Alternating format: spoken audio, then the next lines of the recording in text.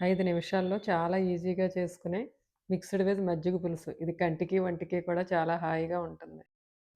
ఒక table spoon oil వేడెక్కాక పావు టీ స్పూన్ మెంతులు, హాఫ్ టీ స్పూన్ ఆవాలు, ఒక పావు టీ స్పూన్ జీలకర్ర, 2, 3 ఎండుమిర్చి, కొంచెం కరివేపాకు వేసి బాగా వేగాక 5, 6 వెల్లుల్లి రేకులు దంచినవి కూడా వేసుకొని ఇవి బాగా వేపుకోవాలి.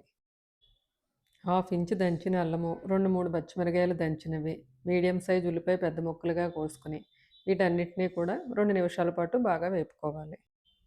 ఇవి వేగాక సరిపడా ఉప్పు, కొంచెం పసుపు కూడా వేసి బాగా వేగనివ్వాలి.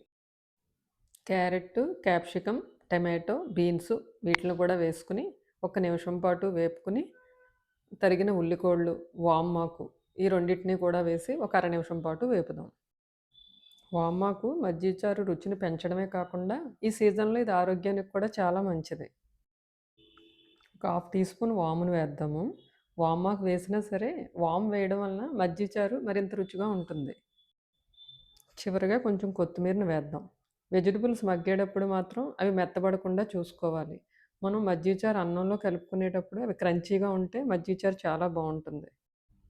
మజ్జిగలో చిన్న ఉల్లిపాయలను కలపడం వలన ఈ పోపు వాసనంతా ఉల్లిపాయలకు పట్టి మనం అన్నంలో కలుపుకొని తినేటప్పుడు ఆ రుచి భలే ఉంటుంది.